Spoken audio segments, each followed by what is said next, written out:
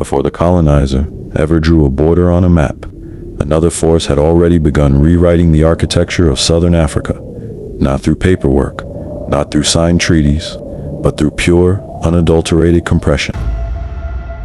Most history books remember King Shaka as a sudden explosion of violence, a bloodthirsty tyrant who broke the peace of the interior. But nature does not work in random explosions.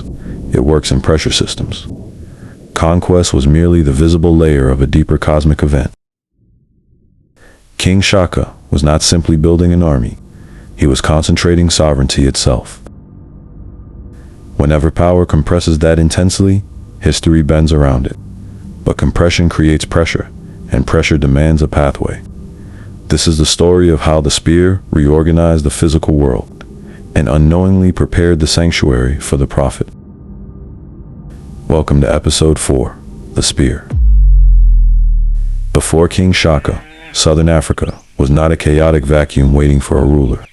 It was a highly sophisticated, living intelligence field. Extensive trade routes crossed the interior, reaching down to the oceans and up into East Africa. Deep spiritual systems governed everyday life, and clear political authority maintained balance, but sovereignty remained decentralized. Power was fluid. It moved through lineage, through cattle capital, through ritual alignment with ecology, and through deeply held kinship memory. The landscape behaved like a cosmic constellation. Many centers, many chieftains, many frequencies, all occupying the same ecological space. But by the late 18th century, the field entered a state of intense instability. A devastating, multi-year drought known historically as the Famine disrupted the ecosystem. Climate pressures increased, grazing land shrank, and competition for resource corridors expanded. It was from this exact ecological and spiritual turbulence that King Shaka emerged. He did not create the pressure created him. He was the lightning rod raised by the field to handle the incoming shockwave. Esoterically, the Shakan Era marks the sudden activation of the Mars field along the 31 degrees East Meridian. Mars is the frequency of warfare, acceleration, absolute discipline, concentrated force, and the destruction of old structures. King Shaka took warfare and transformed it into a rigorous mathematical science. The traditional long-throwing spear was replaced by the short, devastating equi-stabbing spear. Throwing away the long spear meant you could no longer maintain distance from your reality. You had to confront it face to face. The fluid, extended clan structure was replaced by the iron discipline of the Amabuto, the age-grade military regiments. Warriors no longer fought for individual family honor. They fought as cells of a singular, unified state organism. Distance collapsed. Prior to this moment, African political power was tied to local, sacred geography.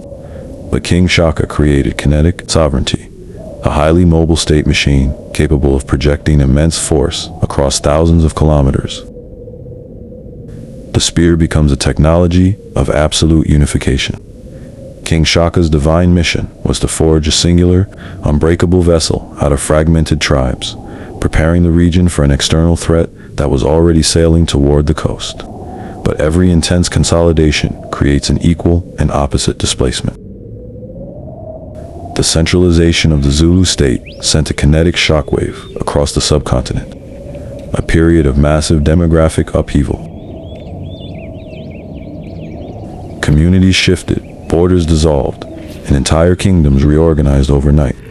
And it is here, within this turbulence, that our sacred chronology reveals its profound design. The prophetic lineage destined to carry the spirit of Isaiah Shembe did not emerge from the wealthy center of imperial Zulu power. It emerged from the fracture zones. It was birthed in the spaces of displacement.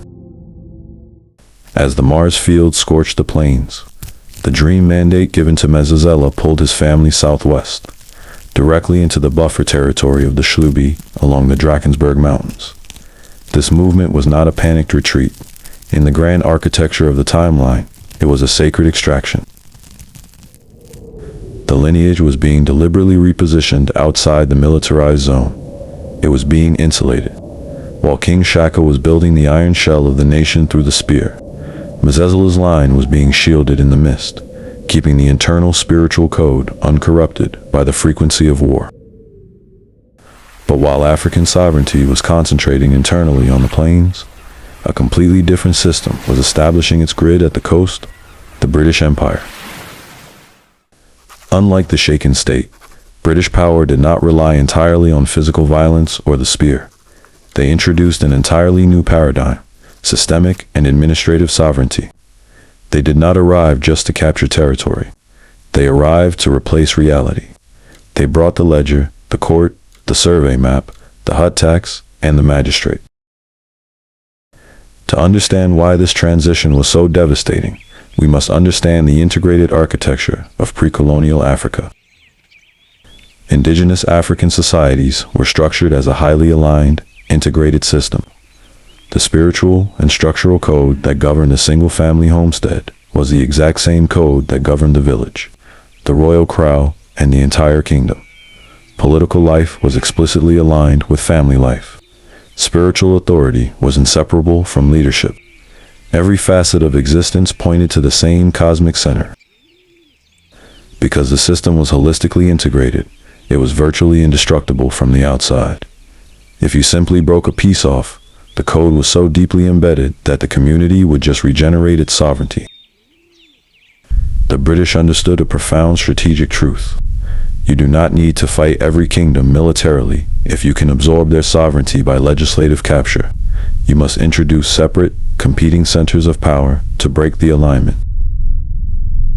This was the initiation of a long-term structural warfare that began hundreds of years ago and continues into the present day, the systematic weaponization of separation. By separating spiritual life from political life, spiritual authority was stripped of its governing power. By separating the school from the family, education was weaponized to teach children values that directly contradicted the principles of their homes. Political life no longer had to align with family stability. This deliberate disintegration left the individual isolated, cut off from the ancestral and familial grid. It is a multi-century blueprint designed to strip the African structure of all independent power. By breaking the alignment from the household dynamics up to the state, the colonial powers ensured that even if the top layer eventually shifted to a black government and a face of democracy, the underlying machinery of disconnection would keep the people weak, divided, and vulnerable to continuous systemic looting. The magistrate did not just replace the elder. The ledger came to dismantle the very integrity of our reality. And this is precisely why the mountains matter. The Drakensberg was never just a collection of rocks. It functioned as a cosmic firewall, a living geographic archive. While the colonial ledgers sought complete visibility, classification, and administrative control over every human being, the high altitudes of the Shlubi territory preserved opacity. They preserved silence. They held the ancient spiritual memories, the initiation frequencies, and the ritual continuity away from the colonial grid. The spear reorganized the plains and built the external body of the nation, but the mountain spine preserved the internal soul code. Tucked deep within that high-altitude sanctuary, Mzazela's descendants waited. The future continuity line had survived both the fire of the king and the ink of the magistrate. King Shaka did not create the storm. He compressed the field. He turned movement into structure and forged decentralized sovereignty into a singular, unbreakable spear. But every intense consolidation creates a new kind of pressure, and while the kingdoms of the interior were actively reorganizing to meet the new reality, another machine was already in motion. Not from the high mountains, from the Cape. The British did not arrive carrying only soldiers. They arrived carrying administration, the survey, the law, the trade, the extraction. And as British control expanded, it triggered a massive secondary displacement. Dissatisfied Afrikaner frontiersmen packed their lives into ox wagons and rolled inland. The great trek had begun.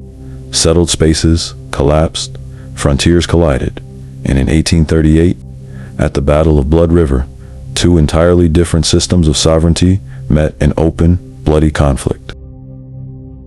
But the deepest structural disruption had not even begun. Because deep beneath the soil, something else was waiting. In 1867, diamonds. In 1870, gold. The moment the ground itself became more valuable than the people living upon it, the pressure on African sovereignty multiplied exponentially. The colonial ledger would no longer just demand land. It would demand your labor, your mind, and your identity. In our next episode, we leave the era of the spear and enter the age of extraction. We map the legislative capture of the interior, the defiant rebellion and exile of King Longalibale of the Amishlubi, the hollowing out of the earth through the migrant labor system, the devastating Anglo-Zulu and Anglo-Boer wars that left the traditional structures of the land in ruins. And right there, inside the smoke of the burning kraals, a child is born. The prophet does not emerge before the disruption. He is raised by the field inside it as the ultimate, sovereign, spiritual defense mechanism. I am the biological altar. If this journey into the true map of our sovereignty resonated with you, please subscribe, like, and share this video with those who are ready to awaken.